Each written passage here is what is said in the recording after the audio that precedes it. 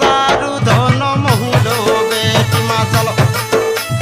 डाटी किरी पिना किलो सारू धन महुल बेटी मा चलो